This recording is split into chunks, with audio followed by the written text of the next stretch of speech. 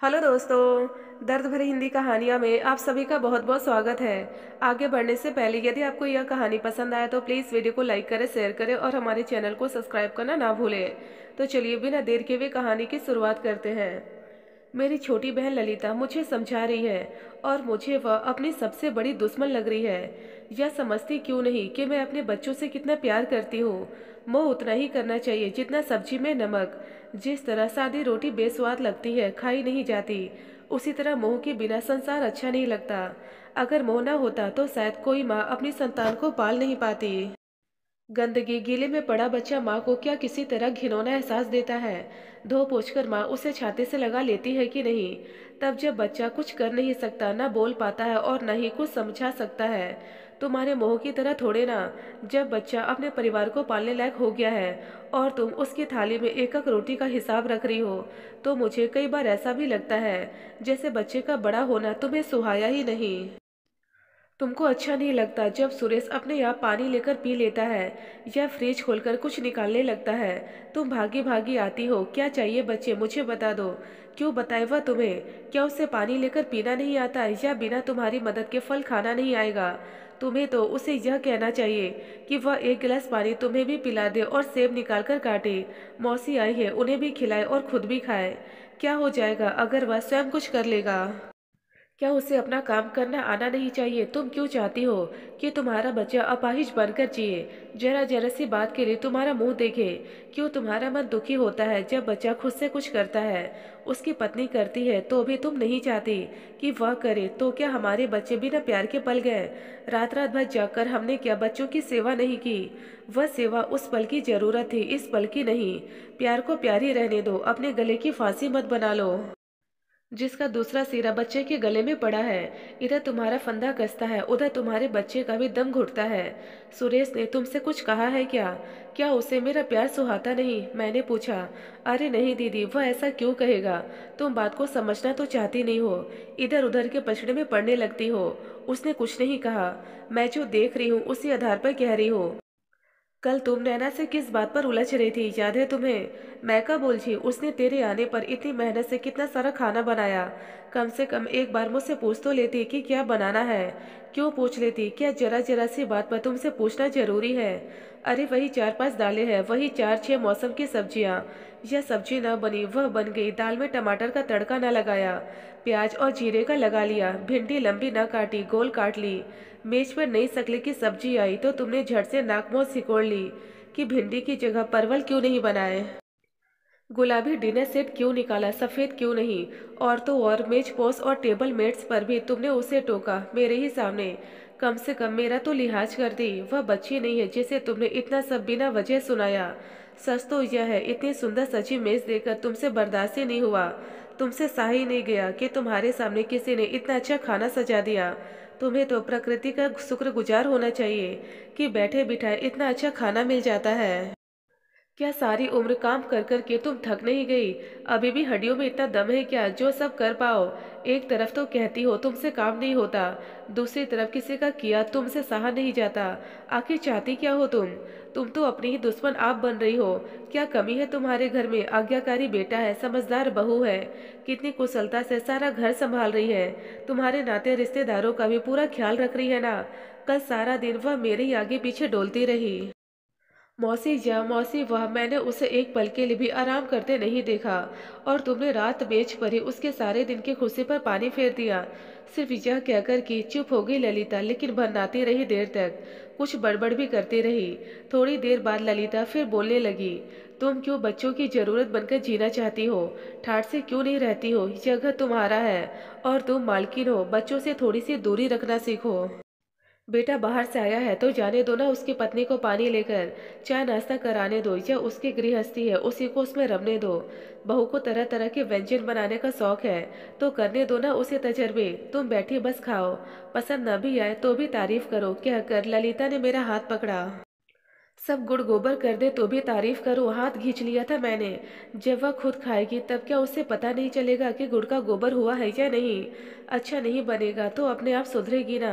यह उसके पति का घर है और इस घर में एक कोना उसे ऐसा जरूर मिलना चाहिए जहाँ वह खुलकर जी सके, मन चाहा कर सके। क्या मनचाहा करने दो, लगाम खींचकर नहीं रखूंगी तो मेरी क्या औकात रह जाएगी घर में। अपनी मर्जी करती रहेगी तो मेरे हाथ में क्या रहेगा।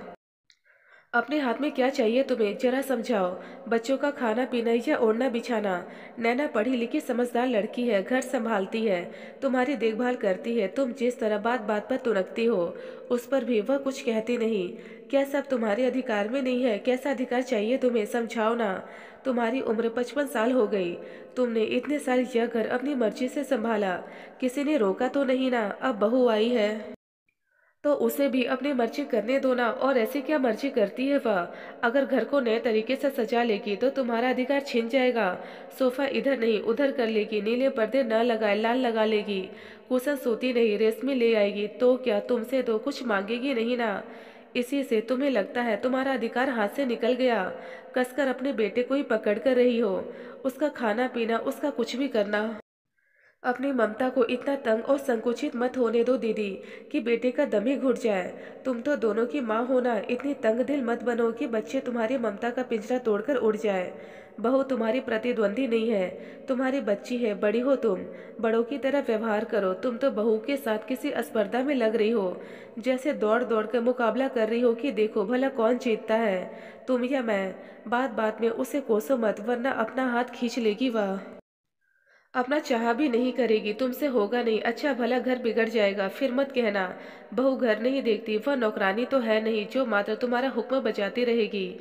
यह उसका भी घर है। तुम ही बताओ, अगर उसे अपना घर इस घर में न मिला तो क्या कहीं और अपना घर ढूंढने का प्रयास नहीं करेगी वह। संभल जाओ दीदी।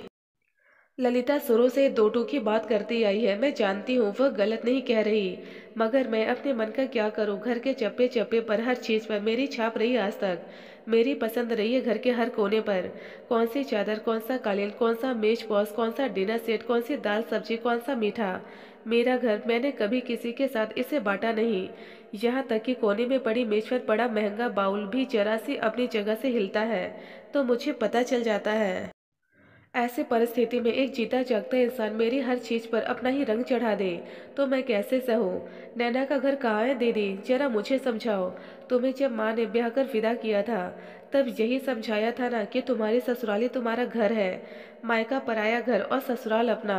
इस घर को तुमने भी मन से अपनाया और अपने ही रंग में रंग भी लिया। तुम्हारी सास तुम्हारी तारीफ करते नहीं थकती थी। तुम गुणी थी और तुम्हारे गुणों का पूरा पूरा मान सम्मान भी किया गया। सच पूछो तो गुणों का मान किया जाए तभी तो गुण गुण हुए ना। तुम्हारी सास ने तुम्हारी हर कला का आदर किया, तभी तो तुम कलावंती गुणवती हुई। वही तुम्हारी कीमत न जानती तो तुम्हारा हर गुण क्या कचरे के ढेर में नहीं समा जाता। तुम्हें घर दिया गया तभी तो तुम घर वाली हुई थी। अब तुम भी अपनी बहू को उस घर दो ताकि वह भी अपने गुणों से घर को सजा सके। ललिता मुझे उस रात समझाती रही और उसके बाद जाने कितने साल समझाती रही।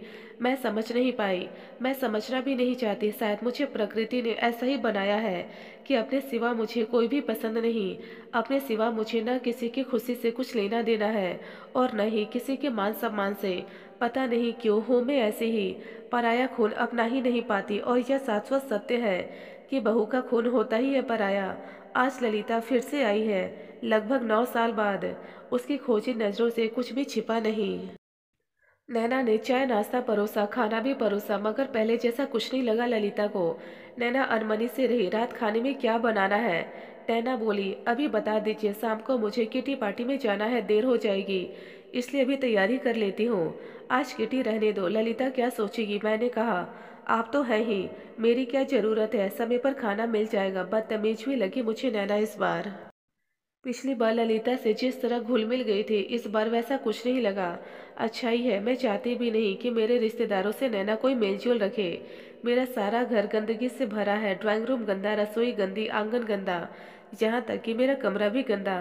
तकियों में से सिलन की बदबू आ रही है। मैंने नैना से कहा था, उसने बदले नहीं। सर मारी है मुझे ललिता से। कहाँ बिठाऊं इसे, हर तरफ से जाले लटक रहे हैं, मेज पर मिट्टी है। कल की बरसात का पानी भी बरामदे में भरा है और नैना को घर से भागने की पड़ी है।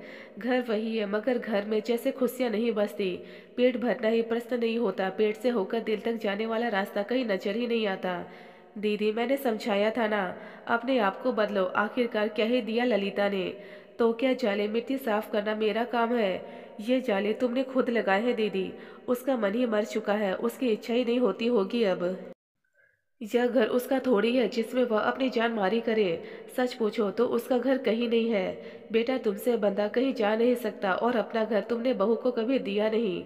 मैंने समझाया था ना, एक दिन तुम्हारा घर बिगड़ जाएगा। आज तुमसे होता नहीं, और वह अपना चाह भी नहीं करती। मन मन की बात है ना। तुम अपने मन का करती रही, वह अपने मन का करती रही। यही तो होना था दीदी। मुझे यही डर था, और यही हो रहा है। मैंने समझाया था ना, ललिता के चेहरे पर पीड़ा है, और मैं यही सोचकर परेशान हूँ कि मैंने गलती कहाँ की है। अपना घर ही तो कसकर पकड़ा है। आखिर इसमें गलत क्या है। दोस्तों, यदि आपको यह कहानी पसंद आई तो प्लीज़ हमें कमेंट बॉक्स में कमेंट कर अपने विचार जरूर बताएं।